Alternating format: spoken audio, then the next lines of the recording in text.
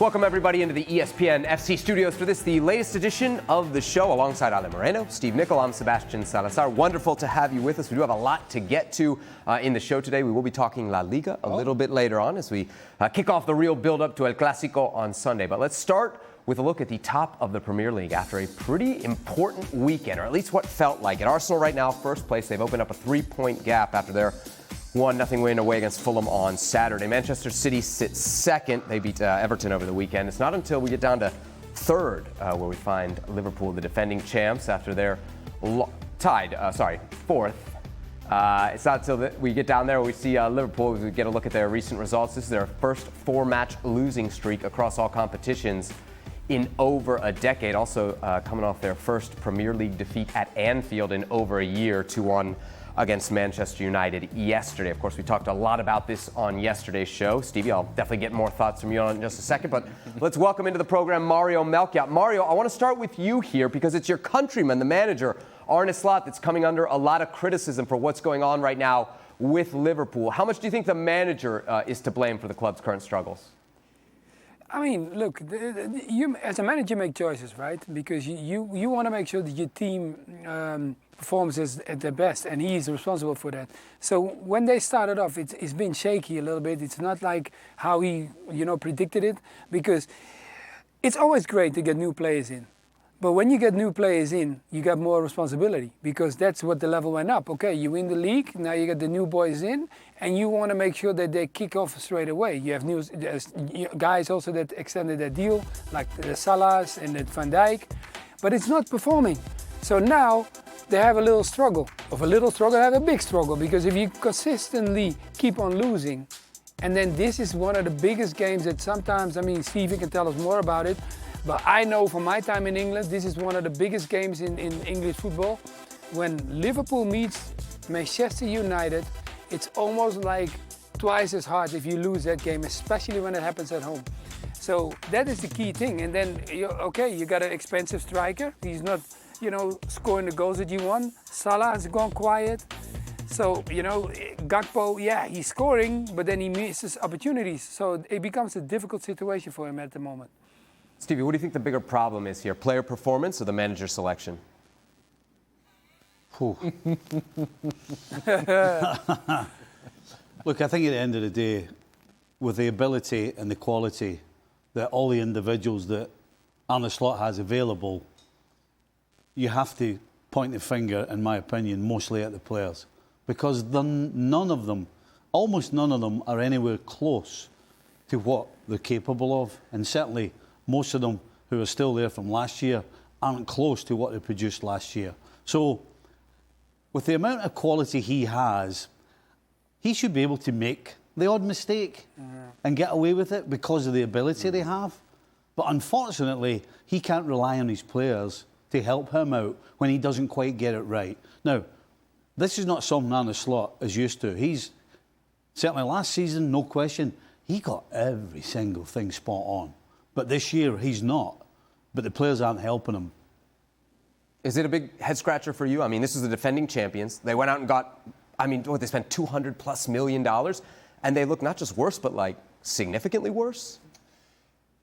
So in previewing this match, I believe it was on Friday with Stevie, we were talking about, it may have been Saturday, we were talking about the importance, or Stevie was talking about the importance of Anfield and how that would make a difference in this match. And even though there have been early struggles for Liverpool, that in this match that you are going to feel that difference of that stadium.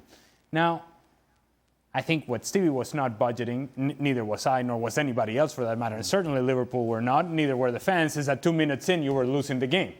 And so this energy and electricity that you were expecting from Anfield became sort of anxiety and moaning and groaning and nervous energy. And the only reason I bring all of that up is because that's the sense that I'm getting from the players as well. Anxiety and moaning and groaning and doubt, which was not there, to Stevie's points, last season. But why was there no doubt last season? I think there was clarity in terms of what your role was, what you were supposed to be doing on the field individually, and then as a group, I think there was a clear identity as to what they were and what they wanted to be. I cannot say that about this group in Liverpool. What I can tell you is that I watched this team play, and if you just remove the names, if you just remove the history, remove the jersey, whatever the case may be, it doesn't look like a team. It looks very disconnected. It looks very disorganized. Some of that has to do with the players. Some of that has to do with the managers. The environment in the stadium is not helping. You put all of those things together, and momentum is going in the wrong direction. And anybody that has played this game at any high level would tell you that once momentum starts going in the wrong direction, it's so very difficult to turn it back around. And this is where we are. Instead of people or players elevating others that have been struggling, it seems like those that perhaps were playing at a higher level are now coming back to the crowd of players that were not performing. Instead of elevating, everybody seems to be going back down. And I cannot continue this conversation without mentioning it doesn't help that potentially your best player or certainly your best defender and your leader 2 minutes in doesn't chase Mbeumo, doesn't stay with the runner and just passes him on by pointing the finger. And that's Virgil van Dijk. That's happening with him on that side of the field. Salah is not giving you work or productivity in the attacking half. You're not getting the same sort of control through the midfield. Look, it's evident for everybody to see that this team right now is in real trouble. Sounds like they could use some changes. Stevie, I know you had some homework. Our producers asked you to build your best 11 right now for this Liverpool team. What are the changes you'd make? Well, I think there's no question defensively. As much as the actual team as a whole is a bit of a shambles, there's no question the back four totally is. And one of the biggest problems is trust. They can't trust each other. And Kerkez, for me, is affecting the rest of them way too much. And I say that both from a defensive point of view and from a position of possession as well. He's not contributing either side. So I absolutely 100% would pull Bradley over to left back because I don't think Andy Robertson right now is ready to start. I would put Bradley over there and I would tell Bradley that your first job and foremost job is to A, defend and back up Gakpo on the left-hand side. I don't need you running past Gakpo. I don't need you making runs in the middle of the park. I need you to be solid. And I would bring Frimpong in because Frimpong will give everybody a lift. The energy that he brings when he steps on the field, and he showed us it when he came on against United. He has an energy that's infectious because right now Liverpool need a little spark to get everybody going. And I think Frimpong would do that. Yes, he's not the greatest defender, but he will give you everything. And that energy will absolutely count. I think Salah really is the big question. There's no doubt Ekitike should have started against United. I would have him starting. Gakpo has to start. And Salah right now just has about enough money in the bank that he deserves a couple of games. But if he produces what he's given Liverpool from the first game of the season till now, if he continues to do that, he has to sit. Ekitike, I will play him. Why would I play him? Because clearly before Saka came, he was doing really well. This was a kid that came new to a club and started to perform from the get-go, scoring goals and delivering for Liverpool. Now he's got to come on, start him. And then it comes to Salah comes the question, you understand, how long are you going to wait? You know, you got to have the conversation with him, tell him straight up. You say, look, at the moment the team is not in a comfortable situation. So we maybe have to do a little bit more work than we normally do. And that comes to, we have to make it tighter because Liverpool was used to spreading the game wide open. You understand, the guys in the middle of the park, it was easy for them. It doesn't happen that anymore. And one of the key things, the left back, okay, the question comes there on the left-hand side. Kerkez, he's very good in going forward, but the problem is that people take him on. And people don't, he has not earned the respect of opponents that play against him. They will go at him. And he needs to win that battle first. And that's why I understand what Stevie said. He put Bradley there because you don't want to be a fullback and people just feel like they have free entry going at you, dribbling at you, taking you on. And clearly, you know what is the key thing? When you see a defender being taken on and someone dribbles past you on the outside, that's trouble. And that's why I think his confidence is a little bit down. Mario, did you notice in the game yesterday there seemed to be between Van Dijk and Kerkez like a lot of back and forth talking, right? Specifically from Van Dijk. We talked about it on the show yesterday. Yeah. I think you specifically said, Stevie, you didn't like it. Mario, what do you think of that dynamic and, you know, beyond that, kind of what Kerkez can do to be the $50 million guy that they thought they brought in? The key thing is for making it more comfortable for Van Dijk. The question becomes now, look, when Van Dijk's got to do a lot of more things, look, you're the leader of the team. So I expect you, of course, to do more work for the new guys when they come in. But there is a duration of it, right? You have, you know, you got to also feel as a leader that the guy next to you is getting better. But if I got to keep pointing you certain points, I started also playing less effective myself, because now I got to worry about not only myself, I also got to worry about you, because you're not giving me what I need.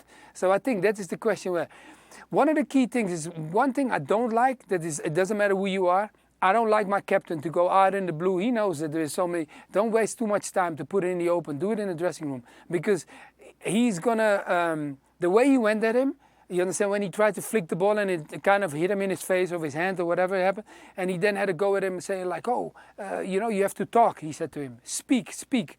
I understand you have to speak, but when Van Dijk, you understand, also after the game I saw him talking, the moment when Van Dijk started to explain too many details, you know there's something wrong with him. Because he does it in Holland too. When he goes into the details, he gives too much away. I know that he's then worried about other things than only what happened in the game. Yeah. Can I just go ahead? Touch on that specific circumstance? And we're talking about Van Dijk being the leader of Liverpool. And this team right now, if there was ever a time that it needed leadership, this is it, right? This is the moment. Struggling, you need a leader. And your leader is struggling as well. And in that specific circumstance, he misclears the ball, doesn't make the contact that he's making. Kerkez is trying to cover the back post. He gets hit in the face because of the deflection, the poor clearance by Virgil van Dijk. Hits him straight in the nose, and somehow, and I know Kerkez hasn't been good, but somehow that's his fault. And what's worrisome and what's concerning to me, and really disappointing, to be honest with you, that a player Virgil van Dijk stature would do this, is that he knows full well that this stadium is looking at Kerkez like Stevie looks at Kerkez, like, I don't know. And then you turn to the guy that is most vulnerable and said, you got to speak, you got to talk, it's your fault. It's my fault that you hit me in the face with the ball because you miscleared it? Now, I may have all sorts of wrong things that I've done for this team if I'm Kerkez, but this is not it. This is not the moment, and this is not the way you go about showing up a player, especially right now when what you need is everybody pulling in the same direction, not everybody saying, it's not my fault, it's him, it's the guy that got hit in the face with the ball. You know, I absolutely abhor that as well when a player, particularly a guy with the stature of Virgil van Dijk, that's got to hit Kerkez hard, yes. right? Yeah. I think the biggest problem I have, and one of the biggest reasons that I think Kerkez shouldn't start, is not just because of what it's doing to the back line and to particularly Virgil van Dijk. The rest of the team don't trust Kerkez. The fans don't. I mean, we noticed that in the match yesterday. As soon as he would get the ball, you'd hear Anfield react. Well, you would, and then Kerkez reacts to it by panicking. And then he goes scared. And then he doesn't want to make a mistake, which is why he keeps turning back and playing an easy ball backwards. But it's not just Virgil van Dijk. Everybody in that team doesn't want to give him the ball. That is a horrible position for Kerkez, but it's a position that Arne Slot has to understand is way, way worse for the team than just the fact that Kerkez is not having a particularly good time. Right. The fact that Kerkez is affecting the whole team, again, is one of the reasons why you have to get him out, get somebody solid in that everybody trusts, they know what they're going to get, and then they're just playing the ball, they're not thinking about it. Right now, everybody looks up, sees Kerkez, and looks somewhere else first. And by that time, it means teams like United, or whoever it is, can get into a defensive posture quickly. Yeah. Mario, straight up, what would you do here? I mean, you've been in this position. Would you bench Kirkes, or would you let him try to play through it? I have to take him out. Because if not, you understand, you also have to think about the mental strength and the confidence of the player. Because you don't want to break him all the way. And you don't want to get him into a position where you might need him later on. So what I would do, you understand, make him build again. Because all the new players, they got a chance. And that's what you expect. When you pay that much money for me, I expect you to start me straight away. But if I don't perform to the certain standard, you got to rebuild them. So I will take him out because it's not affecting the team, and play maybe with a more defensive mind, because this team at the moment need that anyway. So play more defensive mind, lock everything up and keep them more compact, and stop with making it so wide open, because if not, people are going to come at you. And we're talking about Liverpool now. Let's not make it like it's already a drama and we're in a big, no, but he just needs to tweak it, and he needs to tweak it now. And if he waits too long, it becomes a problem. And he has the skills to do that, Slot. So it's not like I'm talking about someone that I don't expect. He can fix it, but I don't want him to wait too long. Kerkez is an easy target, and I think that's an easy decision. The tough decision is Mohamed Salah. And I must say, Stevie, in that play, which it was about the 19th or 20th minute, where he actually came to the inside, received the ball on the turn, and then found Cody Gakpo. Cody Gakpo cuts to the inside and hits the post. I'm thinking, oh, He's back. that's encouraging. Yep. Because he's no longer just parked on the right-hand side, he actually came in a central position, which is the one dot that's on the central position in this particular graphic. And then he went back to the right-hand side and just parked himself over there and became silent. So silent, so passive in his game, so lacking any sort of aggression in his game. And aggression is not, hey, I'm going to go kick somebody. Aggression in terms of I'm going to receive the ball and do something that makes a difference for my team, a game-changing moment.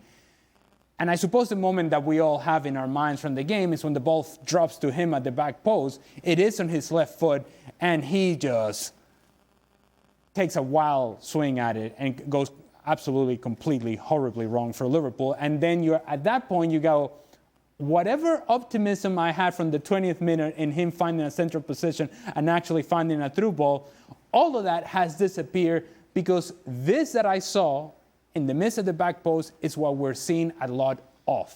And this lack of aggression and this passive nature to his game, in which he is on the fringes of the game rather than being a central figure of the game for Liverpool. To the point to where Arne Slot said, I had enough, we're losing, and I have to take you off. That is a message that needs to get to Mohamed Salah. He needs to now internalize the information. While I agree that we're pushing, it's getting to that moment, but maybe we're not quite there just yet, Stevie. No. We're closer than ever.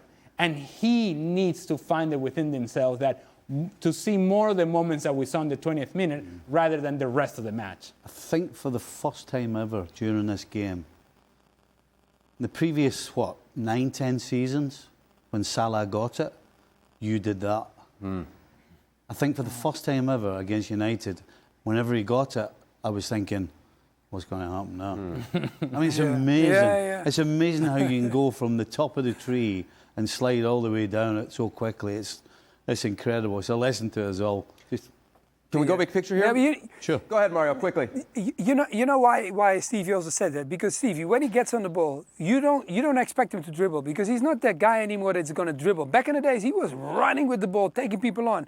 And then, if he's not close to the goal, we don't expect him to do that 30 yards sprint and doing something incredible. We expect Salah around the box. Last season, danger. Now, it looks like, I don't know, man. I don't know. I hope, because it just shut down too quickly in too quick of a period, because last season and now it's only a short break. It was 2 months difference or 1 month different. It cannot be dropping like that so fast.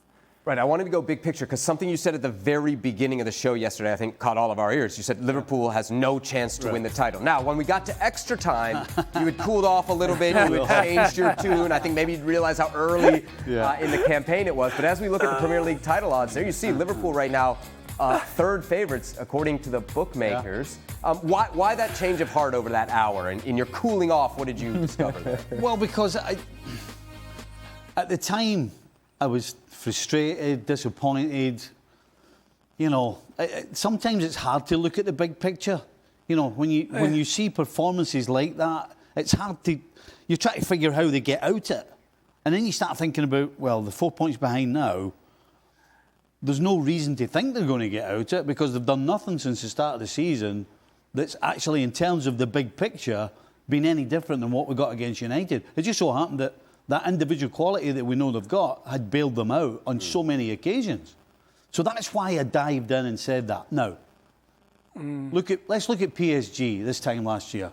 They couldn't win a game, particularly in the Champions League, to save their lives. They had quality. They just didn't quite understand everybody's role yet. They didn't understand the connections weren't there. And all of a sudden, look at them now.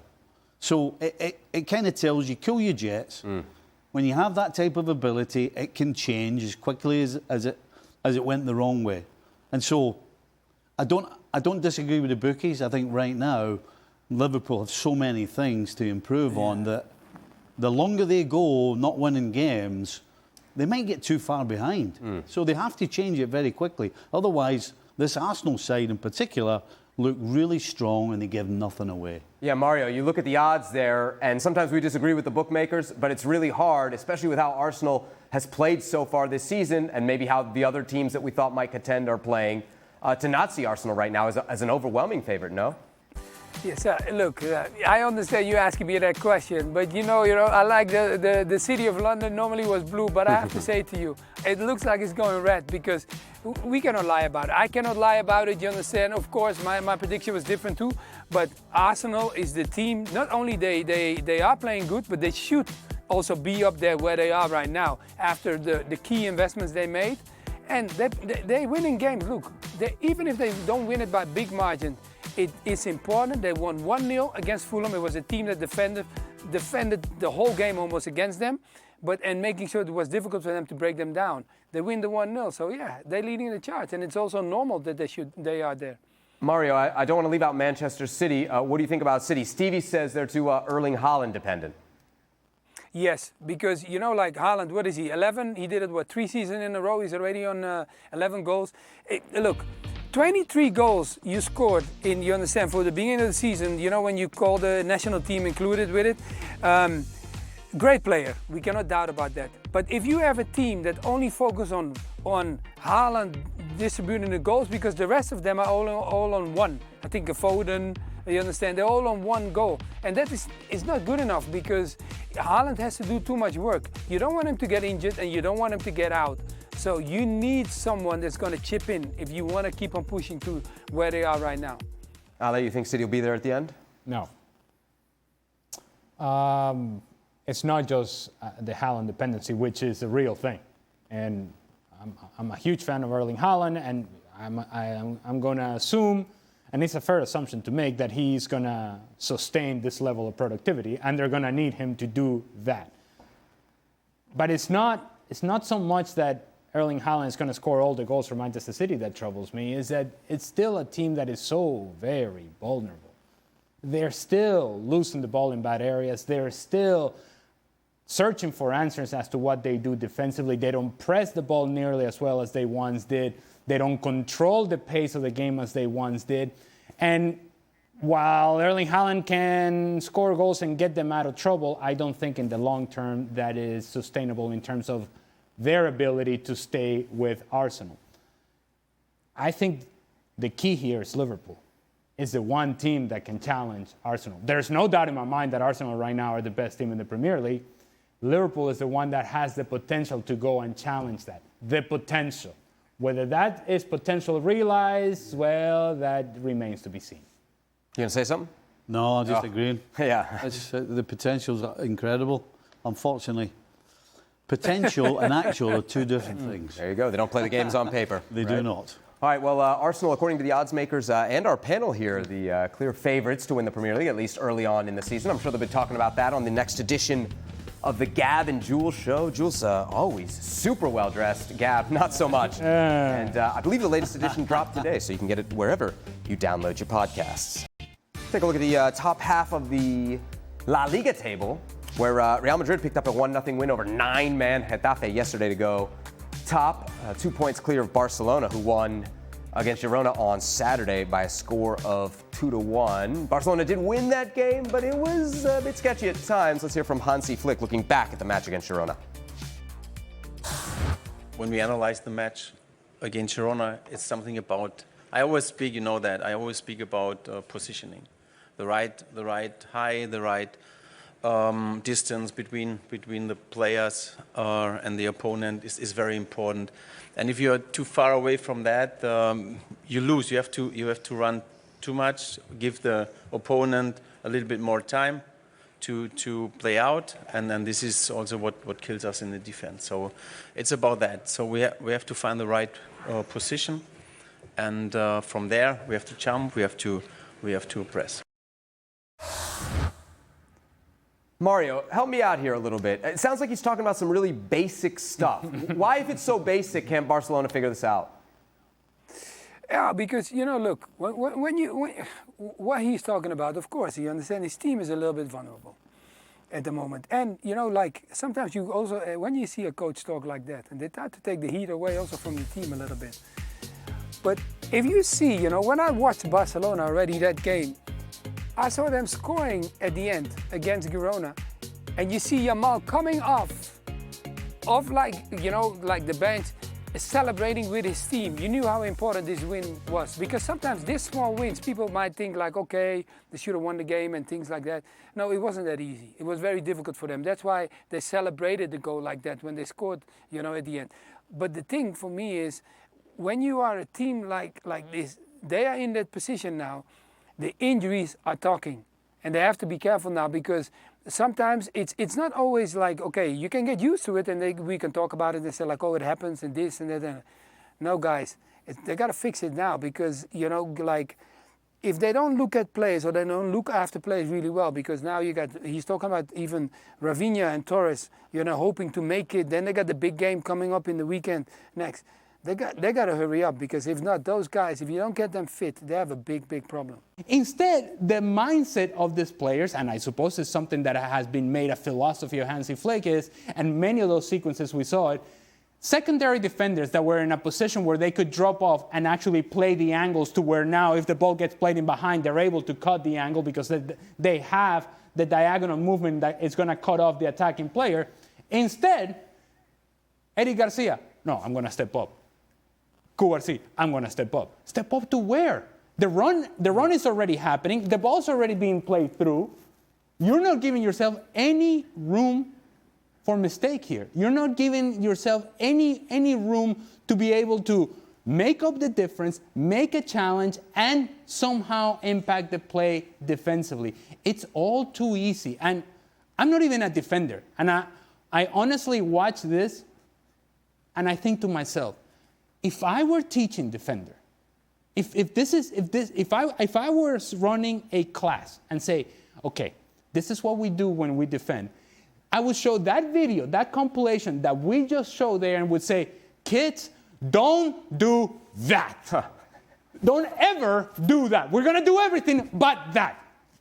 And yet Barcelona continues to do it. They did it against Sevilla. They did it against PSG. They are doing it against Girona. It doesn't matter who they play. They get exposed. So, I repeat, they're not a little bit vulnerable. They're a lot vulnerable. It does matter who they play to some extent, in that Girona couldn't take advantage of the mistakes, right? Yes. On Sunday, you got Real Madrid, and not only Real Madrid, Stevie, Kylian Mbappe, who's red hot right now. We saw him get the goal yesterday against Getafe. I mean, that to me seems like a recipe for disaster for this Barcelona back line. Like, how do they fix it? Or at least make it so they can survive Mbappe? Because I just see him as such a threat against this defense. They ain't fixing it for this weekend. We're talking about things that we were talking about last year. Because as the coach, when you see it and you don't have a leader to organise it, you cannot play the high line. And so what you do is you absolutely tell them, to Ali's point, if we don't have anybody closing the ball, we must drop. We must drop. And you say it till the sick listening to you saying it, and that hasn't happened. So they ain't fixing it before this game, and it doesn't look as though he's going to try and change it. So this is what's going to trip them up continuously. It's not changing. Go ahead, Mario. This is kind of a big problem with a lot of coaches, right? For me, when you're a great coach, you try to understand what is the material I have in front of me and how can I use it to the best of my ability. But sometimes they stick to what they know and what they want to do so much that it doesn't even make the player that you have in your team make him better. It makes him even worse. So holding on to that and seeing who was the only player that almost was reacting on that the ball through was Koundé, but he's a right back. He cannot hold anybody in the middle. The clips that we see, he needs to focus on making sure that everybody in your team has the capability to understand what you want to play. And if you don't have them, change the line and drop it maybe 20 yards so it's not that high. It's really frustrating to sit and watch it. Such a good team. Because it's not, it shouldn't be a difficult thing. It's one, you're telling them one thing. If there's nobody closing the ball, you can't hold the line. That's it. This is not rocket science. If there's nobody closing the ball, you cannot hold the line. End of story. Is part of the reason that there hasn't been a change because playing this way is what allows them to be so dangerous going forward? Like, because that's the only reason I could see sticking with this. You just think we're going to outscore people 4-3. No, that's reckless. You shouldn't be coaching Barcelona or Real Madrid, a team like that. If you're so reckless, the basics of coaching, you're not going to bother with it. Quite frankly, I would suggest that the problem is the players are dumb. You can tell. When you're coaching Why? Because they won't sort it out on their own? When you're coaching players, you can tell players 1,000 times, and some of them don't get it. But all of the players don't get it? Not one guy back there sorted Why is this team continuing to gamble and be completely and utterly reckless? Why? I don't have the answer. No. Yeah. Because they're dumb. Okay. Well, what we do know is that consistently and repeatedly, one ball beats everybody. Yeah. One pass beats everybody. And that's not even up for discussion. That is not a matter of opinion. It's factually, you see it happening repeatedly in every single game, and they don't seem to address it. And that is the part that, to me, it's really hard to fathom and really hard to digest and process. If I'm seeing a problem that is happening regularly, that it happens repeatedly, and it doesn't matter the opposition, everybody's seeing it, everybody is picking it out, and everybody's exploiting it, then maybe not everybody else is the problem. Maybe we are the problem, and we should adjust that it. For whatever reason, it doesn't seem to be happening. And if you do work on it and it still doesn't work, you have to make changes. Oh, wait a minute. They don't have anybody to change it. There you go. All right, we'll have plenty more on El Clásico throughout the week here on ESPN FC. From Vinicius Jr. to the Getafe manager, José Bordalas. And this is from Bordalas after the match. Quote, Vinicius came up to me and said, "What a good substitution." I told him to get back on. And then Bellingham told me I should be on the bench. And I said, go away. Don't talk so much. All right, so we got players getting into it with the opposing manager. You guys were in that spot back in your Major League Soccer days. You guys ever get into a tete-a-tete on the sideline? Well, I'm sure you said some things under your breath about Ale. From what I can remember. Hold on. They went under my breath. Maybe he just didn't hear it. Sure. From what I can remember, and it wasn't up close and personal. It was from afar, 30, 40 yards out. I was screaming out. He's him banging at the benches at Gillette used to be behind the advertising boards. Yeah. And he was banging on the boards, as I remember, pointing the finger at me. And he was just saying all sorts of different things, but with the glasses and the teeth, I thought he was smiling at me from afar. And I'm like, why is this guy smiling? He's going to sign me one of these days, huh? But I've now come to find out that it was not a positive exchange. No, was it? But listen, Bordalas seems like one of those exceptions to the rule. In what way? Well, because when the game's finished, everybody just goes like that. What are you doing? And the other one will go, I know, stupid. That's what happens 99 times out of 100. But there is the occasion when you get a guy like Bordalassi who holds on to it and doesn't let it go. But that's unusual. Mario, you ever been in a situation like this, or maybe seen somebody else go after an opposing manager? No. I mean, look, I think it's a quick thing. You know, like maybe if a coach, you know, sometimes they hold on to the ball too long, or they purposely pretending like they're going to pick it up and then let it roll. Yeah, you just say something quickly to him, you know, like you swear something and then grab the ball and carry on. But no, I never know. I have not experienced it myself, so that's why I don't know. The only thing is like, yeah, quick reaction. Like I said to you, I will say something quick and then let it go, grab the ball and carry on. That's a pretty good one-liner from Vini, I would just say. No, it is. But I tell you what, you got to go on YouTube and. Oh, here we go. And Davy Moyes and Suarez. Okay. So before the game, Liverpool playing Everton. Before the game, Davy Moyes was in the press talking about how Suarez dives and he jumps and he falls over. And of course, guess what happens? Suarez scores in the game. And he does that. Belts, he comes running over it right in front of Moyes and gives it one of them a huge dive. And it was, you've got to watch it, it's fantastic. But what's even better is Moyes. Moyes laughed. Yeah. It's like you got to give him. You got to give him credit. Yeah, love fantastic, that. Even in a bit of rivalry like that. Speaking of bitter rivalries, El Clasico this weekend right here on ESPN Plus as well as ESPN2. Here on ESPN Plus, our pre-match coverage will start 10 a.m. Eastern Time. Do not miss a minute. Why don't we take a look at the latest odds to win the Champions League? There's the Barcelona and PSG still tied as far as the bookmakers are concerned as co-favorites, then Arsenal, then Liverpool, and then in fifth spot we get to Bayern Munich. Of course, had a big win against Borussia Dortmund, 2-1. Mario, I know you were watching that game and you were very impressed with Bayern. Should they be a little higher as far as Champions League favorites? Yes and no. Why? Because, okay, I didn't think Dortmund was very clever also, the way they played against them, so that also helps. I don't want to give him too much credit. I think they kind of were the position where they are now. I would leave it there. Is for COVID. What he did and what Company did well, Kane dropped in the middle, Kimmich drops in the middle, splits the two defenders, so he gets the extra man at the back. Kane drops in the middle of the park. Okay, when Jackson came off, he became kind of, because before he was kind of midfielder, but when Jackson came off, he did it again. And the way he assists Diaz, we didn't see that. The way, before Olise scores that goal, the assist to Diaz, he strikes him up with 40 yards and puts him right on the plate for him. But what I don't understand, if you know that your striker is not that quick that you play against, you know he's going to drop in the middle of the park. So you now need to compete with that. And then when you know that Kimmich is going to drop off, then put someone on Kimmich and leave a center defender to do the dribbling in the field. And then you allow a 1v1 against Kimmich because he doesn't want to have that. Okay, regardless if you understand, was a right back in the day. But still, you don't want that. He's a midfielder now. So things like that in the game for me was very surprising to see that.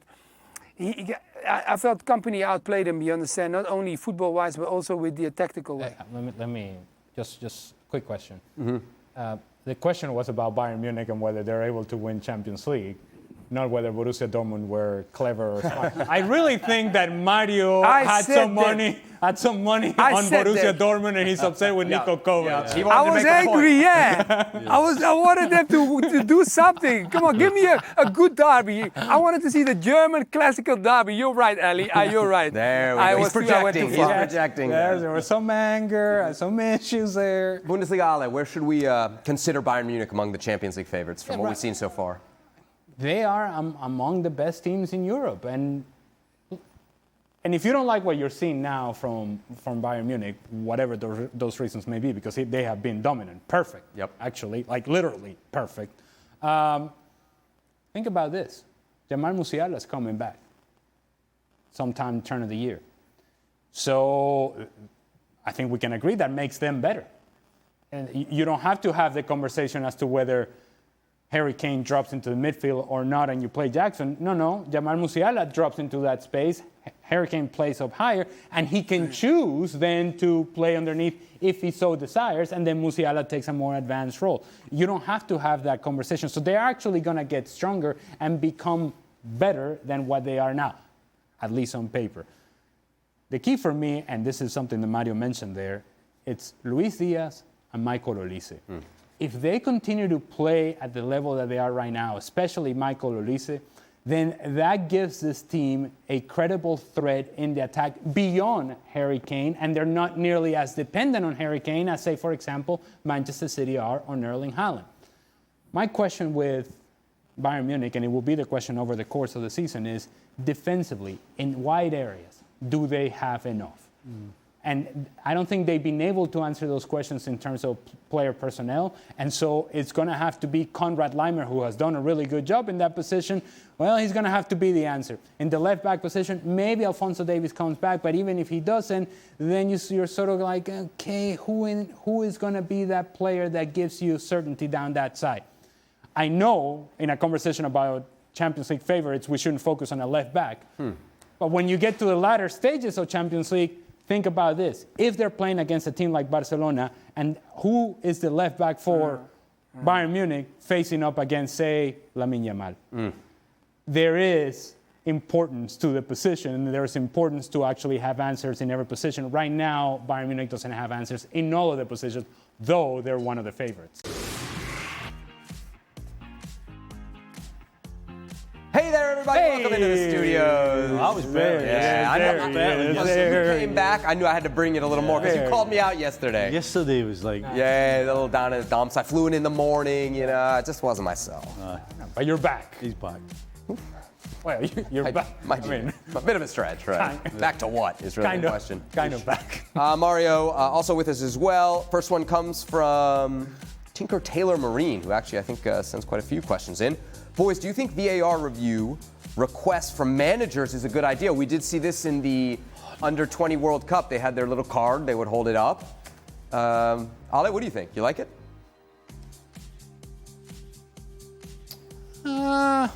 It feels very NFL-ish. Yep. Doesn't necessarily make it bad. No. I thought that was the reason as to why you had the VAR officials involved to begin with, that they would be the ones that say, hey, this is worthy of. So it feels like raining on a wet surface. It's almost as if, so in you sort of picking up your card and saying, hey, can you go take a look at this play? We're already assuming that they've taken a look at this play. So why would you, raising your card, change the initial assessment? I guess in that it forces kind of a stoppage of play and the ref to deal with it. Fair we don't enough. need any more stoppages. We've got enough stoppages. Yeah, actually, I watched a little bit of the Exactly. Under-20 World What Cup, and they Stevie would said? use it all the time.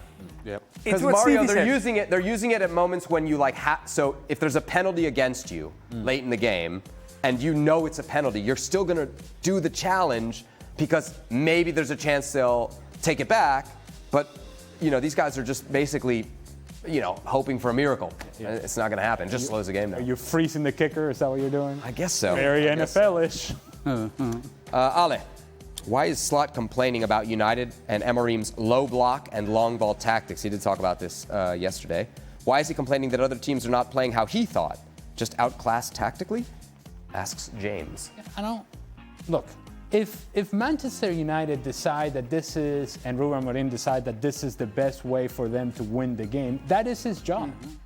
That is his job as a manager to figure out what do we need to do as a team tactically and technically in order to give us ourselves the best opportunity to win the game.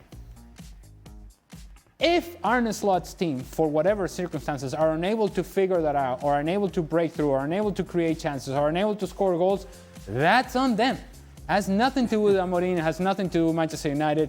I cannot understand a manager that wants to dictate how his team is going to play and how his opposition is going to play as well. That makes no sense. I've never quite got that. What, complaining about what the other team's doing? No, why would you complain that the other team sits at the top of the box? Right, they're kind of giving you the Because even if you've got 90 minutes against a team that's sat at the top of the box, so even if they do get the ball, they've still got 70 yards to go before they can get a chance to score. So I would love every single team I ever played against to try and sit at the top of the box. Next question. Can we finally admit that Barcelona is still not at the level where they can go toe-to-toe with the very best of teams, with a squad full of high schoolers from the academy and little to no liberty to spend as much as teams like Madrid, PSG, and Liverpool in the market. This was also directed for you, Ali. You can start us off. Well, I would say that they went toe-to-toe with this same group of players and with the same tactics last season, and were seconds away from advancing to a Champions League final. However, I think the one thing that the flaw in that argument is the thing that they missed out on those last few seconds was seeing a game out defensively. And that, instead of improving this season, actually seemed to have gotten worse. And so they are trending in the wrong direction. I think there are adjustments that need to be made by Hansi Flick, adjustments that need to be made in terms of how they approach defending up until they clean their possession a whole lot more than they have over the last couple of games, and they actually get closer to the ball in advanced position so that they can actually press and counter-press the ball so that you can hide the vulnerabilities of the high line. If you don't do that, then they cannot go toe-to-toe with anybody. Never mind the top and the best in Europe. Sevilla score goals. Girona score goals and should have scored more. They are in a position right now in which, unless they change dramatically what they're doing and how they press the ball, they're going to be exposed the whole season. During the show, Mario, we saw the Champions League odds. The odds makers still believe in Barcelona. You think they'll be there at the end of Champions League after they've had to play, in theory, all these good teams that'll really test them? I mean, look, Ali said it, for them it's now, we're talking about, the way they play and the injuries and everything they have. So if they fix that situation, there will always be a team and a club that is going to be part of the end journey. But how far they will go in making it all the way to the final is going to come down if they can make a team that understands, like what we talked about, the weaknesses of them. And if they understand that, they can go far. Because the talent the team has. They have so many talents in that team. It's almost like any it's like a candy shop. You can grab anything that is great there, but you also can grab anything that has a leak. And if they don't fix the leak, they have a problem. And they won't go far then. The real question is Xhaka getting money from the bookies for using his algorithm? That's the question. You think they think that's what they've tapped into? The wayward algorithm? Last one we showed looks like it's Xhaka's algorithm. Did you see, today for the first time, we saw Mario with a flashing smile, big smile, when he started talking about the candy shop. There it is. And the hands started going everywhere. Ali, when we off air, you know where I'm going, right? The candy shop, my friend. Sorry to do this to you, Stevie, but more Liverpool questions here. Okay, aye, magic.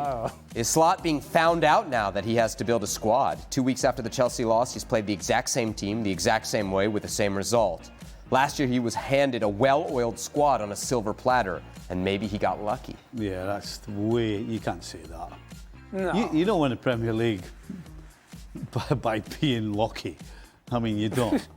And there was nothing lucky about what Liverpool were doing up until they ran out of gas.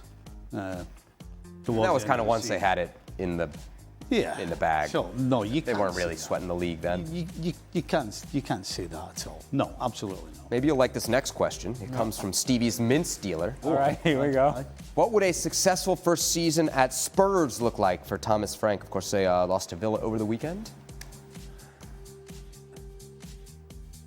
They're sixth right now, I think, in the Tell you table. what, I think into Europe, you've got to say that's absolutely a success. Considering they finished, 16th last year? Yep. Is that right? Yeah. Yeah. So, yeah, if they finish in the European spots, I think you should consider that a success.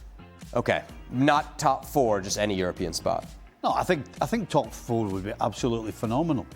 Yeah. I mean, who goes? Nobody's ever gone from 16th and then the following season got in the top four. So, yeah, I think that. If they do that, that's a miracle. Mario, you think Spurs are capable of that? Forget top four, just making Europe. Thomas Frank, he's the way he manages his teams, he always builds them up to become better and takes his time and really mold them to better. So if I look at Spurs, like Stevie said, making it to Europe, it's a big achievement. And top four, that is why I will not say that straight away, is because there's so much competition. And I don't know if his team is already ready to get that position. Had they beaten Villa, they would have been second. I mean, it's one of those games you think you might look back on. You're at home, you're winning. If they don't finish top 4, if they don't make Europe, surely. But the reason they're not second is the reason why they lost the game. Wow. But it's also early in the season. Philosophical now. Very deep. Very deep. Come back to me when you figure it out. Yeah, it'll be a minute. Andas, Mario, An hour maybe. what's your assessment of Matthijs de Ligt? Are you seeing signs of him becoming a top defender again? Oh, boy. Look, Seriously, one game. No, no. That's true.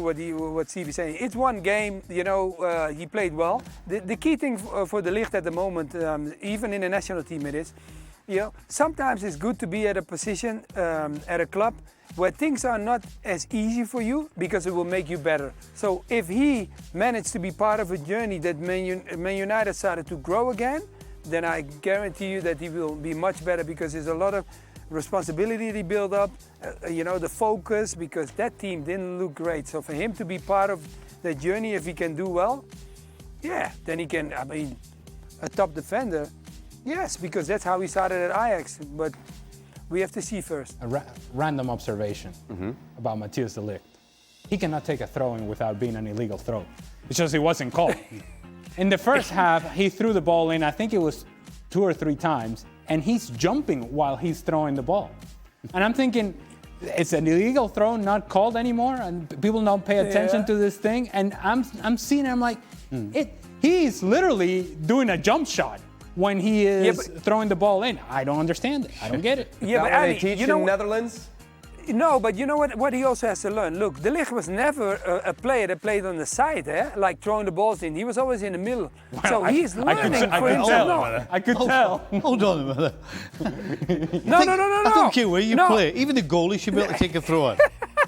Stevie, I get it. But what I'm trying to say, Stevie, I understand what you say. Everybody can throw the ball in. But what I'm saying is that why he's being tested now, De Ligt is playing a position that he's not used to, like right or left. He's more the central guy. So he is now being pulled out of his comfort zone, throwing the ball in. Yeah, I agree with you. Come on, anybody can throw the ball. I agree with you. You know what he needs? Our grandma can throw it in. What, he needs to get some lessons from Kerkers. I just say a throwing coach. This just feels like. The throwing coach. Mario, you did mention the candy shop earlier, so we'll finish things up here with a food question. Would you eat Stevie's breakfast that he showed us from yesterday? This was his breakfast ahead of Liverpool and Manchester United. If you don't know what that is, Mario, just give us a second. I know what it is. Oh, you do? Yeah, Okay. He knows. I can see it. What do you think? I see, because I lived in England for so long. I will eat the egg, I will eat the potato, the bread, you understand? But the sausage, I don't eat pork, you understand, and beef. So the rest, I'm good. Okay. Still pretty filling meal, huh? That was brilliant. What's the red sauce again?